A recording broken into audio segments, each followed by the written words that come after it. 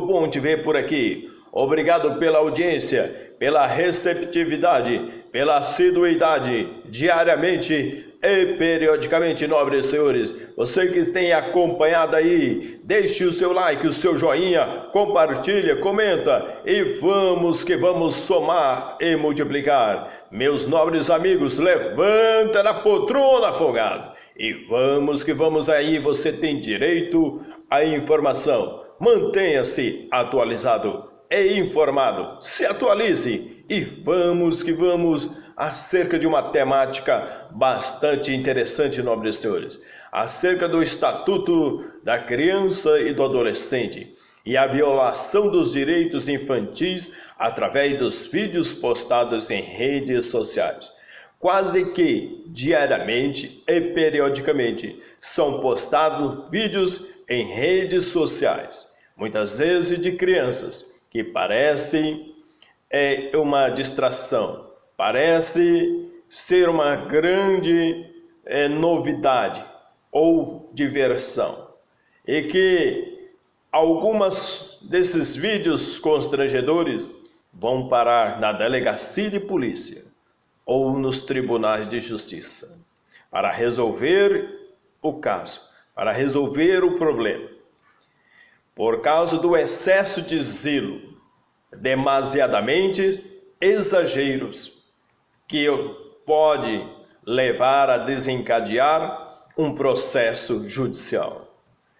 Entretanto, nobres senhores, vamos fazer uma análise do ponto de vista jurídico para entender, e à medida que vamos desdobrando no assunto, que é bastante pertinente para a nossa atualidade, no nosso cotidiano, na modernidade, hoje dos meios de comunicação, de internet, qual seja o veículo de acesso.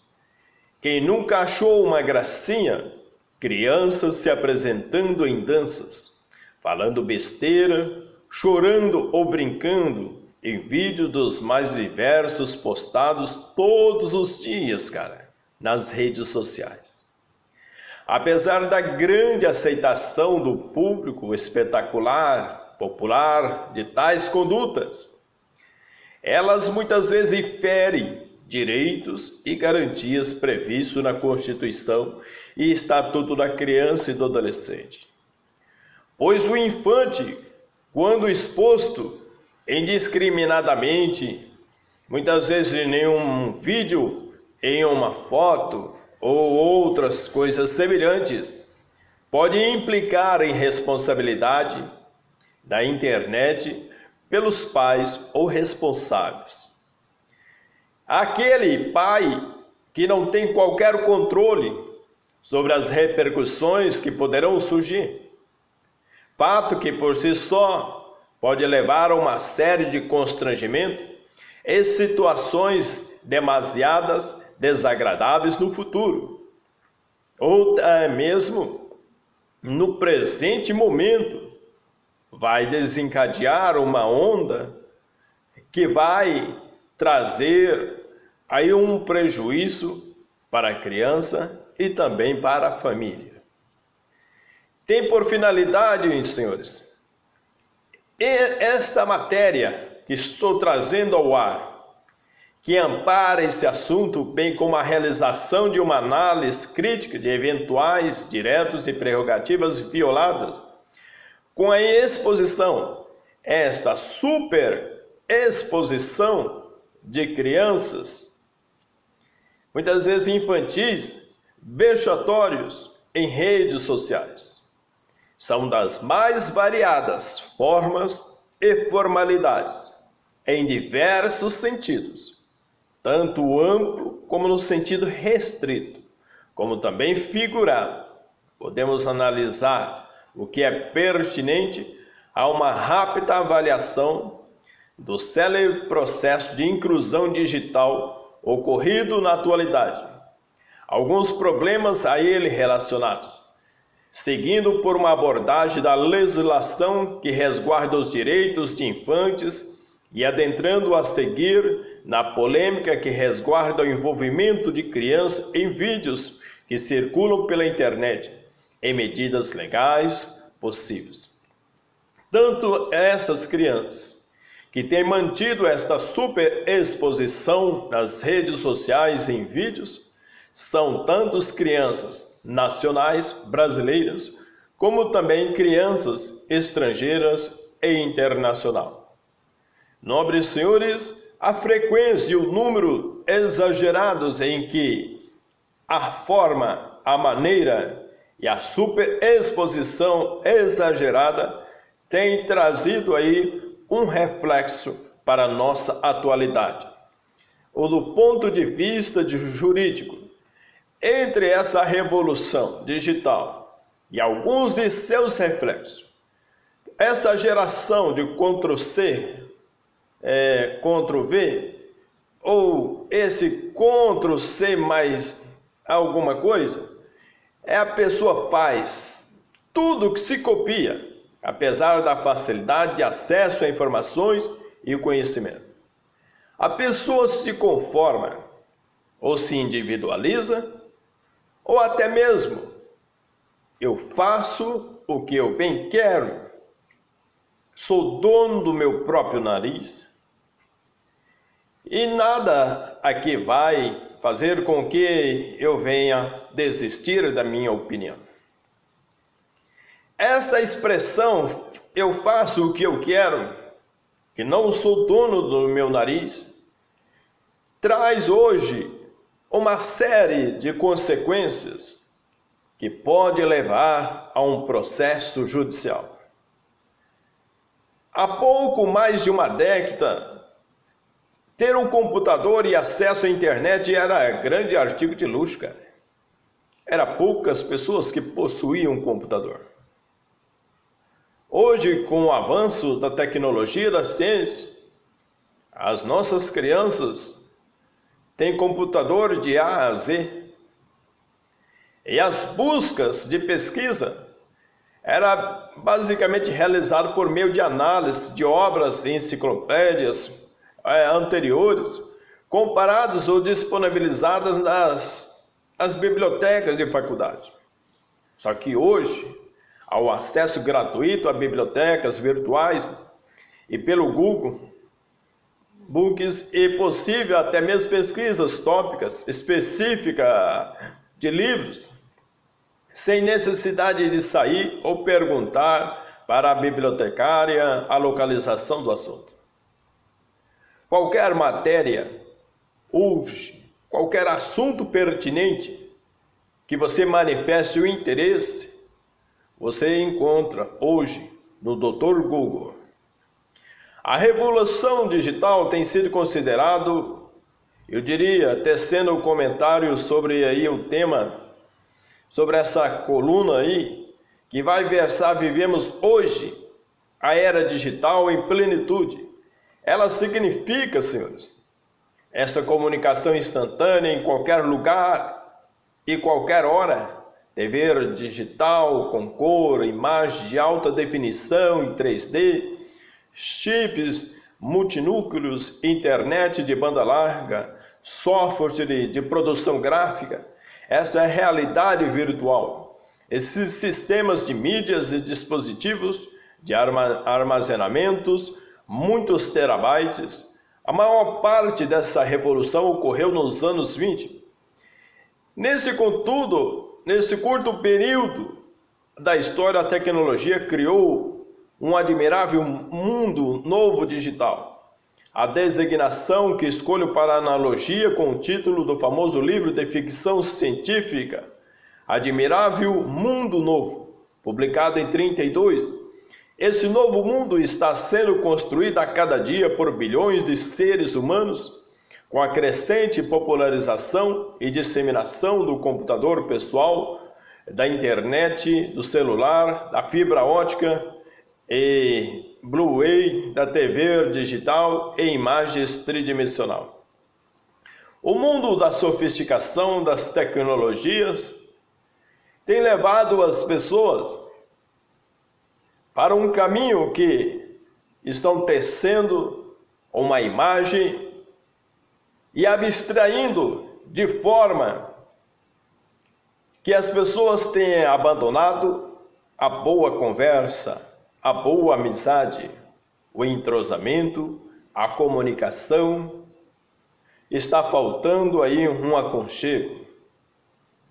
Porque a máquina, o instrumento virtual, apodera-se de seu afago, apodera-se do seu corpo, da sua alma.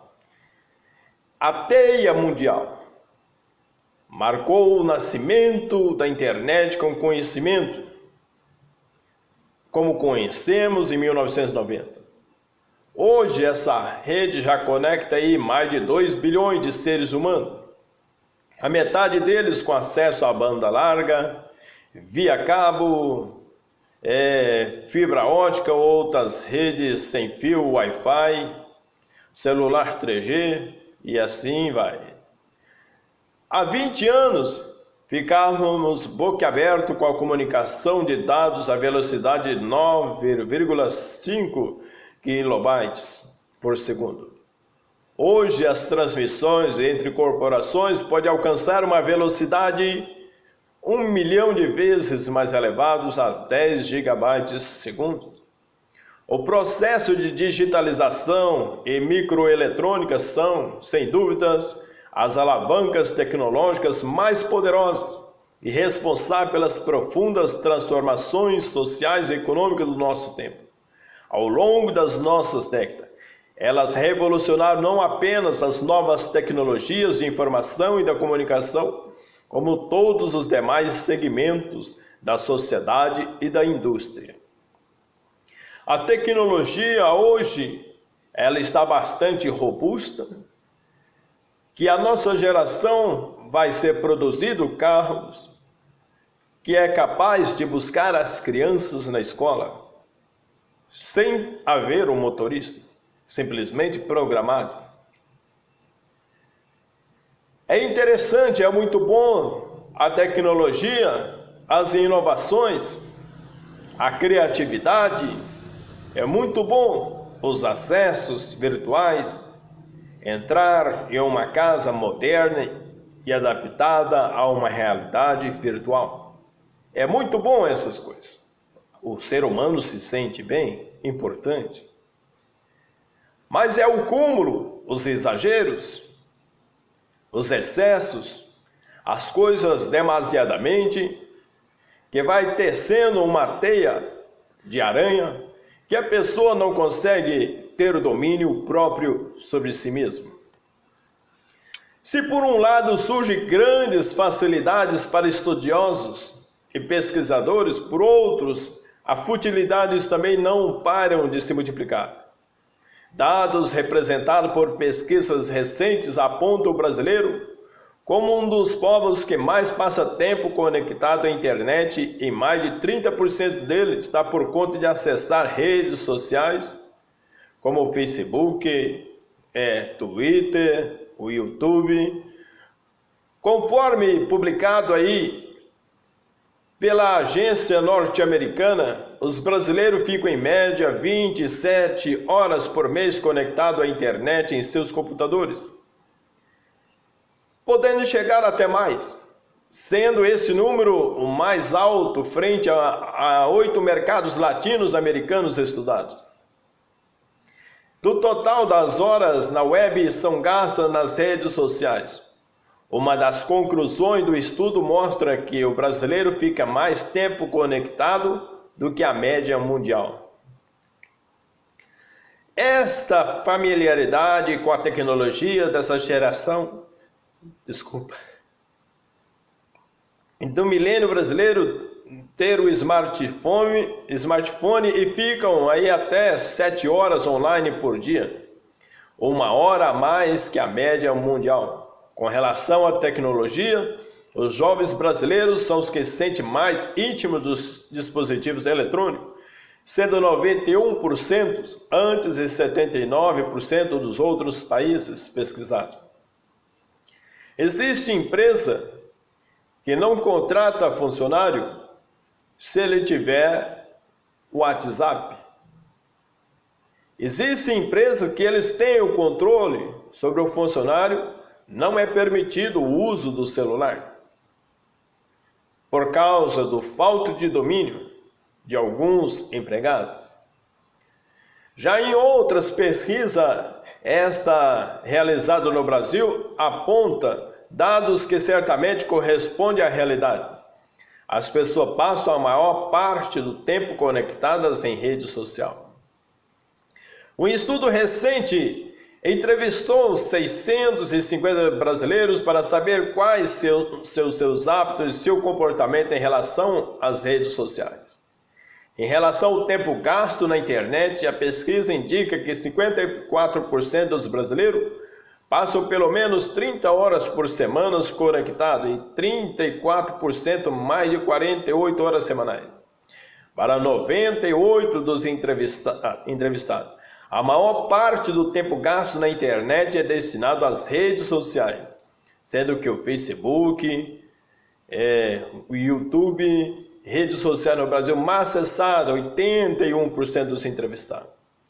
As redes sociais, em que pese a utilidade e também mecanismos, são compostas em grandes partes por coisas inúteis. A maior parte das imagens e mensagens compartilhadas pelos usuários são relacionados à autoajuda, autopromoção, relacionamento, propaganda, humor. Pouco se vê em se tratando de ensino, de cultura. O que sabe ser um fim social será a maior futilidade. Hoje se percebe que os nossos jovens não conseguem interpretar uma revista, não sabem ler uma revista, não sabem pegar um livro, até mesmo os adultos, os pais que deveriam ser o modelo e o exemplo, não sabem ler uma revista, só sabem estar conectado em mensagens fúteis. Além disso, existe o problema da superexposição. As pessoas estão perdendo completamente a privacidade, cara. É muito comum, senhores, me permita falar e me permita dizer, que as pessoas se expõem de cama, mesa e banho, hoje na internet. Se está em casa, na residência, a pessoa está expondo tudo que há em casa, tanto em casa como no comércio, como também em viagens. A superexposição hoje, você conhece a pessoa até o endereço, até onde ela mora, por causa de tanto a exposição dessa pessoa. O interessante, senhores, é notar que as mais variadas pesquisas sobre o fenômeno da superexposição virtual sempre apontam para o mesmo norte, a de que as redes sociais acabam servindo de refúgio para as pessoas com problemas de autoafirmação, de baixa estima, de sentimento de inferioridade, de incapacidade.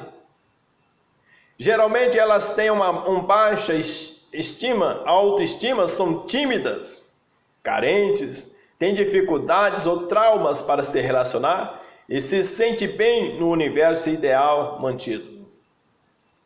Muitas dessas pessoas, algumas são até, eu diria, super extrovertidas, outras são sanguíneas, outras são pessoas, são vertidas para dentro, são fleumáticas, são pessoas que não conseguem conversar, se relacionar com palavras.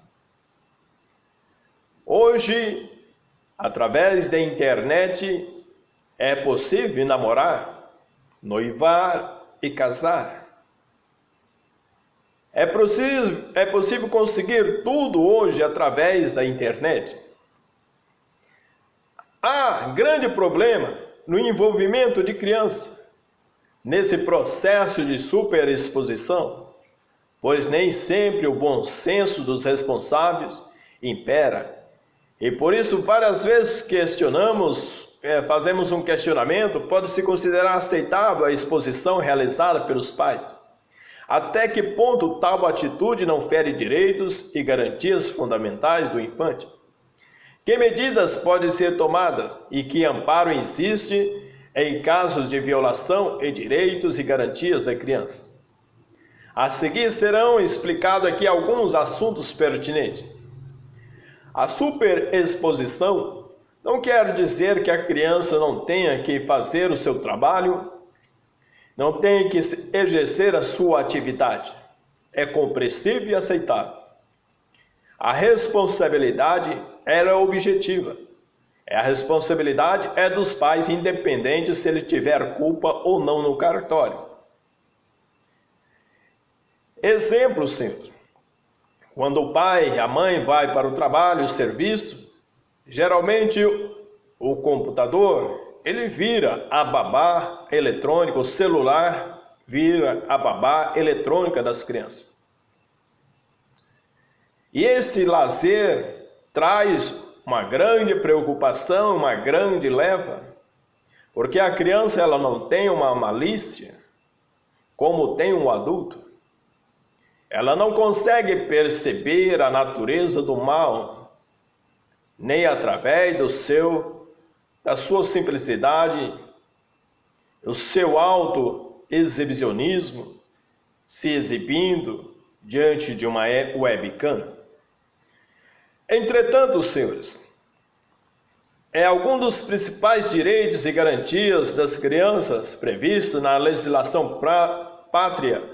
A Constituição, no artigo 227, vai dizer que é dever da família, da sociedade, do Estado, assegurar à criança, ao adolescente e ao jovem, com absoluta prioridade, o direito à vida, à saúde, à alimentação, à educação, ao lazer, à profissionalização, à cultura, à dignidade, ao respeito, à liberdade, à convivência familiar e comunitária, além de colocá-los a salvo de toda forma de negligência, discriminação, exploração, violência, crueldade e opressão.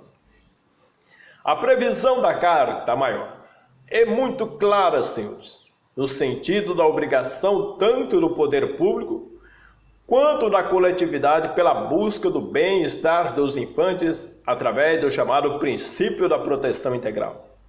E tal entendimento é inclusive endosado pelo Supremo Tribunal Federal, que em inúmeros precedentes deixa muito clara a obrigação, inclusive da administração pública municipal, de implementar políticas das mais diversas para o resguardo dos direitos infantis.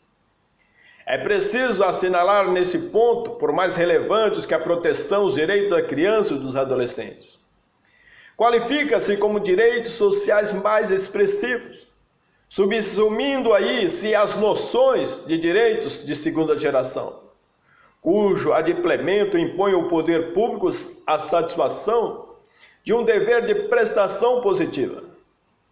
Considerada a dimensão política da jurisdição constitucional outorgada a essa Corte, não pode demitir-se do gravíssimo encargo de tornar efetivos os direitos econômicos, sociais e culturais, que se identificam enquanto direitos de segunda gerações com as liberdades positivas, reais e concretas. É que se assim não for, restarão comprometidas a integridade e a eficácia da própria Constituição por efeito de violação negativa do Estatuto Constitucional motivado por inaceitável inércia governamental no adimplemento de prestações positivas impostas ao poder público. Consoante já advertiu em tema de inconstitucionalidade por omissão, por mais de uma vez, tratando-se de típico direito de prestação positiva, que submete aos conceitos de liberdade real ou concreta. A proteção à criança ou adolescente que compreende todas as prerrogativas individuais ou coletivas referidas. Tem por fundamento regra constitucional, cuja densidade normativa não permite que, em torno da efetiva realização de tal comando, o poder público, especialmente o município, disponha de um amplo espaço de discricionalidade que lhe enseje maior grau de liberdade e de conformação, e de cujo exercício possa resultar, com base em simples alegação de mera conveniência e oportunidade, a nulificação mesmo dessa prerrogativa, é essencial, tal como já advertiu o STF. Tenho para mim, desse modo, presente tal contexto que os municípios, à semelhança das demais entidades públicas, não poderão demitir-se do mandato constitucional, juridicamente vinculante, que foi-lhe obrigado pelo 227, e que representa o fator de limitação da discricionalidade política, administrativa do poder, cujas opções, tratando-se de proteção à criança ou adolescente, não podem ser exercidas de modo a comprometer com apoio em juízo, de simples conveniência e de mera oportunidade a eficácia desse direito básico à índole social. Entretanto, Senhor, por sua vez, o Estatuto da Criança e do Adolescente, a Lei 8.069 de 90, trata de maneira mais específica das prerrogativas inerentes às crianças e considera a criança aquele com até 12 anos incompletos e adolescentes que aquele compreendido entre 12 e 18 anos. Entretanto, nobres senhores, a criança, ela tem imaginação, a criança tem criatividade e a criança tem personalidade. À medida que ela vai crescendo, ela vai sendo montada aos poucos. A superexposição, ou exibicionismo, ou danças eróticas, crianças também erotizam.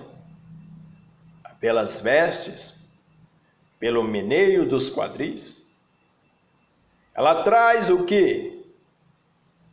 Para aqueles olhares que o adulto possa ali apreciar, pode ali surgir outros malefícios e provocar um efeito desencadeador para a própria família. E sem saber, às vezes, ou até mesmo sabendo do que está realmente acontecendo. O direito ao respeito consiste na inviolabilidade da integridade física, psíquica e moral da criança ou do adolescente, abrangendo a preservação da imagem, da identidade, da autonomia dos valores, ideias e crenças dos espaços e objetos pessoais. É dever de todos velar pela dignidade da criança e do adolescente, pondo-os a salvo de qualquer tratamento desumano, violento, aterrorizante, vexatório ou constrangedor. Há outras disposição similar no artigo 70, explicitando que é dever de todos prevenir a ocorrência de ameaça ou a violação dos direitos da criança ou do adolescente. E que pese a previsão do texto coletivo, cabe primordialmente aos pais ou àqueles que detêm a guarda do infante o munus de zelar pela integridade, pois são os responsáveis nos exatos termos do artigo 1634 do Código Civil e do artigo 21 do ECA. O poder público e a sociedade apenas serão chamados a agir quando evidenciadas alguma situação de risco e necessidade de adoção de medidas de proteção, dentre as previstas no artigo 98 do ECA. Tais medidas poderão ser aplicadas em razão da ação ou omissão da sociedade ou do Estado, por falta, omissão ou abuso dos pais ou responsável em qualquer razão de conduta de menor. Contudo, não há previsão de nenhuma medida específica a ser aplicada aos responsáveis em caso de exposição vexatória de infantes nas redes sociais. Isso ocorre porque o artigo 101 da Lei 8.069 de 90 não trata de qualquer determinação em tal sentido, conforme se desprende da leitura dos incisos 1 a 10. No 101 está verificada qualquer das hipóteses. No artigo 98, a autoridade competente poderá determinar, dentre outras, as seguintes medidas. Inciso 1. Encaminhamento aos pais ou responsáveis mediante termo de responsabilidade. 2. Orientação de apoio e acompanhamento temporário. 3. Matrícula e frequência obrigatória em estabelecimento oficial de ensino fundamental. 4. Inclusão em programa comunitário oficial de auxílio à família, criança e adolescente. 5. Requisição de tratamento médico, psicológico, psiquiátrico em regime hospitalar ou ambulatorial. 6. Inclusão em programa oficial ou comunitário de auxílio, orientação e tratamento a alcoólatras e toxicomanos. 7. Acolhimento institucional. 8.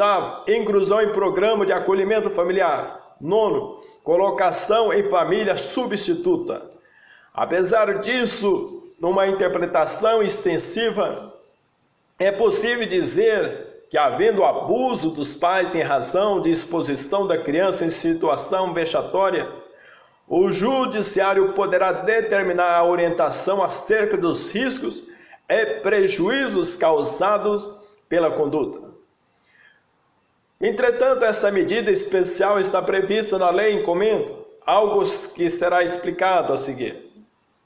A superexposição da criança em posturas e feitos constrangedores, ou que possa pelo menos insinuar ou dar vazão a um efeito devastador, servindo de alimento para muitos tipos de atos criminais que vão insurgir numa responsabilidade dos pais. Como tratar da violação de direitos infantis através de vídeos expostos em redes sociais ou os famosos videozinhos de webcam? Como já assinalado, é dever do poder público, da coletividade e a família o resguardo pela integridade infantil. Nos termos do 227 da Carta Magna, acontece que nem sempre os pais agem com o devido zelo e cautela e acaba ainda que inconscientemente expondo seus filhos a situações constrangedoras. Acessando sites como o YouTube e redes sociais do Facebook, bem como sites de busca, é possível em simples pesquisa encontrar diversos vídeos nos quais crianças aparecem em situações no mínimo indesejáveis. Talvez sem malícia nenhuma, e às vezes até em momento tentador. Não são poucos os casos em que as próprias sociedades que insurgem contra propagandas e atos considerados vexatórios. O Conselho Nacional de Autorregulamentação Publicitária recebeu centenas de reclamações em razão de alegação exposição vexatória de crianças numa propaganda comercial de uma marca cearense. Existe abusividade. Existe o que? Uma publicidade em que há cometimento de abuso. Também há grande polêmica relacionada a revistas de menores em visitas a presídios. Por exemplo, uma criança vai fazer uma visita, vai sofrer uma revista em presídios. Por exposição em situações constrangedoras em programas de TV, quantas crianças são superexpostas em situações constrangedoras em programas de televisão? em determinados vídeos, fotos, e assim percebemos uma alarmante e crescente. E o poder judiciário, o poder público vai ficar de braço cruzado? Você vai ficar de braço cruzado? Porém, o problema não está nas condutas acima, já que reprimidas socialmente e ponderadas pelo judiciário, ele se situa, senhores, mais especificamente em vídeos caseiros, nos quais os responsáveis expõem crianças em situações bastante desagradáveis. Na rede há milhares de vídeos nos quais as crianças aparecem chorando, sofrendo e se apresentando em situações indesejáveis sob o ponto de vista de qualquer adulto. O que passa na cabeça de um adolescente quando seus amigos descobrem ser o famoso bebê que fez sucesso, aparecendo nu, pelado e chorando no vídeo infantil X ou Y? Quem com seus 30 anos gostaria de assistir um vídeo feito pelo pai ou a mãe e acessado por milhares de pessoas, no qual aparece chorando porque perdeu a namoradinha? Enfim, é nítido que essas aparições, ainda que inocentes, geram situações no mínimo embaraçosas para a criança. Não haveria qualquer problema se, como antigamente, fosse feito vídeos para o uso doméstico e pessoal com o intuito de autopromoção, sobre qualquer pretexto, tem alcançado níveis próximos do indesejado. É poucos os vídeos hoje que são vídeos de cultura. Existe uma avalanche de vídeos propriamente acessados, mas sem cultura nenhuma. Se os responsáveis agem de forma imprudente, que medidas podem ser tomadas pelo poder público quando ocorrido nítido desrespeito à integridade de crianças? Na esfera criminal do ECA 232, é o crime de submissão de criança à situação vexatória, prevendo para que aquele que submeter criança ou adolescente sob sua autoridade, guarda ou vigilância, a vexame ou constrangimento, uma pena de 6 meses a 2 anos. Apesar de tal previsão, o delito deve ser cometido dolosamente, ou seja, o responsável pela submissão necessita agir com intenção de expor a criança a vexame.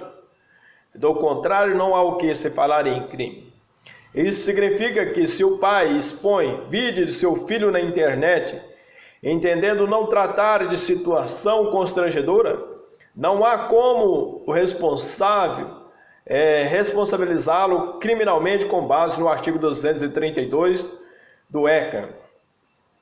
A superexposição em termos erótico ou em termos de intimidade ou de privacidade, em atos obscenos ou ato libidinoso, é que leva à ocorrência e à determinação judicial e criminal. Uma saída para tal situação da impunidade seria criar algumas penas para o cometimento do crime versado de forma culposa. Contudo, isso não tem razão de ser, pois não cabe ao direito penal, o ramo que tem caráter fragmentado, solucionar problemas se outras medidas podem ser tomadas para surtir o necessário efeito. Saindo da esfera criminal no âmbito administrativo, é possível que, através do Conselho Tutelar, órgãos encarregados de zelar pelo cumprimento dos direitos da criança e do adolescente, sejam tomadas medidas com o intuito de que o vídeo seja retirado da rede pelo responsável, bem como se proceda ao aconselhamento por meio de advertência, o artigo 129, inciso 7º do ECA. Já na seara civil, da Lei 8.069, não traz nenhuma previsão expressa de medidas a serem tomadas com a finalidade de impedir a veiculação de vídeos vexatórios. Tal medida pode ser necessária, pois com a divulgação virtual, aquele responsável pela postagem perde exclusivamente sobre o conteúdo, que passa a ser visualizado, compartilhado e postado por milhares de pessoas. Apesar da omissão do ECA, a legislação processual civil possibilita, através de medidas cautelares, inominada ou ação de obrigação de fazer, que os responsáveis pela vinculação do vídeo sejam compelidos a retirá-los da internet imediatamente e identifique quem efetuou a postagem. As medidas cautelares estão previstas aí no Código de Processo Civil e visam, conforme leciona Humberto Teodoro Júnior, assegurar a permanência ou conservação do estado das pessoas, coisas e provas, enquanto não atingindo o estágio último de prestação jurisdicional. No caso de retirada de vídeos da internet, a medida cautelar tem natureza satisfativa, pois com seu deferimento não será mais necessária qualquer outra intervenção do judiciário para solucionar o problema. Ela é chamada de inominada, pois não está prevista especificamente, dentre outras medidas cautelares. Nela é possível a concessão de liminar da tutela, para que de imediato havida prova, se caso haja prova, o magistrado determine o cumprimento da medida. Também é possível, tenha havido o requerimento, que o juiz determine a imposição de multa em caso de descumprimento, algo que contribui muito rápido para a efetividade da tutela. Em julgamento de agravo sobre o tema, o Tribunal Superior do Sergipe entendeu pela manutenção da decisão sob o argumento de que é dever de todos, inclusive das empresas, zelar pela dignidade da criança. Entretanto, nobre senhor, do precedente citado evidencia que os tribunais entendem pela obrigação das redes sociais de retirarem imediatamente qualquer conteúdo de natureza vexatória de seus espaços, identificando ainda os responsáveis pela exposição. Nota-se também que os pretórios aceitam fartamente o manejo de ação cautelar, já que por meio dela é possível que os objetivos sejam alcançados. Apesar disso, também há a possibilidade de adoção de medidas assecuratórias por meio de ação e obrigação de fazer. Como o próprio nome interpreta, tal medida judicial visa compelir alguém a tomar medida necessária para resguardar algum direito. A obrigação de fazer está elencada no artigo do Código de Processo Civil e também possibilita que se peça a tutela liminar, para que imediatamente a propositura medidas sejam tomadas para o resguardo de tal direito. Entretanto, pelo explicado, conclui que através da tutela jurisdicional civil são possíveis medidas garantidoras de integridade do infante quando a exposição indevida de imagem que afetou a sua privacidade, a sua intimidade. No caso de criança, havendo conflito de interesses com os pais, pois eles podem achar o conteúdo inofensivo. O ECA diz da possibilidade de nomeação de curador especial no artigo 142 e versa da legitimidade do Ministério Público e da Defensoria para atuação judicial visando a proteção. Quando os pais acharem que é inofensivo o conteúdo, será nomeado um curador para tal. Assim, eu diria em outras palavras que os pais expuserem crianças em situações constrangedoras através de vídeos disponibilizados na web, ou web Google, ou YouTube, ou Facebook, o interessado é o integrante do Conselho Tutelar. Após o aconselhamento, pode procurar o Ministério Público para que se dirija ao magistrado competente, requerendo que as medidas necessárias sejam tomadas para a defesa da dignidade do infante. Entretanto, senhores, é bastante sério e pertinente relacionado acerca desse assunto, acerca da revolução virtual, da tecnologia, da internet. Ela é um grande auxílio e apoio para nós, mas que gradativamente vem sendo interpretada aí situações pelo poder público diante da doutrina de proteção e de integração das crianças, nobres senhores. Deveria ser vedada a exposição delas com fins nitidamente financeiros e comerciais. Contudo, não há como frear o fenômeno de superexposição, ou impedir que os pais postem fotografias e vídeos de seus filhos nas redes sociais. Ainda pior aquelas que postam nu. Seria um ato obsceno postar ou ter uma fotografia nu? É uma pergunta que deixa os nobres senhores. Infelizmente, muitas vezes, a falta de bom senso, reflexões dos responsáveis que não conseguem fazer juízo de ponderação para perceber que determinadas condutas que expõem infantes na web são constrangedoras. Nesse momento, o direito precisa agir, pois cabe também ao judiciário a proteção das crianças. Na seara penal, nenhuma medida pode ser tomada, pois as exposições não ocorrem com intuito vexatório em regra. E não se demonstra proporcional que a conduta aqui criticada seja taxada criminalmente. O âmbito administrativo é possível advertência aos responsáveis, bem como aconselhamento pelo juiz da vara de infância e juventude e conselheiros tutelares para que a conduta não ocorra novamente e haja a retirada do vídeo da internet. Já na esfera judicial, pode ser tomada medidas através de ação cautelar e de obrigação de fazer, para que o conteúdo constrangedor seja retirado da rede em definitivo, pois por ser compartilhado e visto por milhares de pessoas, não tem mais natureza particular. O ideal é que situações dessas espécies jamais ocorressem, pois o constrangimento que pode ser causado a uma criança e os reflexos negativos no futuro, a sua influência por ela pode ser taxada como X ou Y da internet, são incomensuráveis.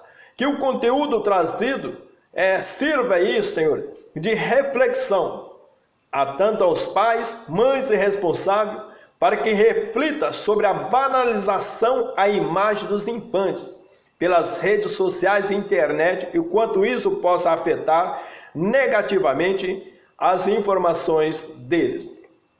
A superexposição é a causa de muitas banalizações que têm chegado hoje ao Poder Judiciário.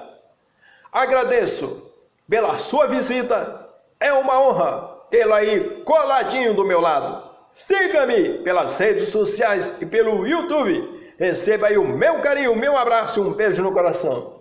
Até mais, Brasil. Até o próximo vídeo, se Deus quiser. Em nome do nosso Senhor Jesus. E tenha um feliz 2019.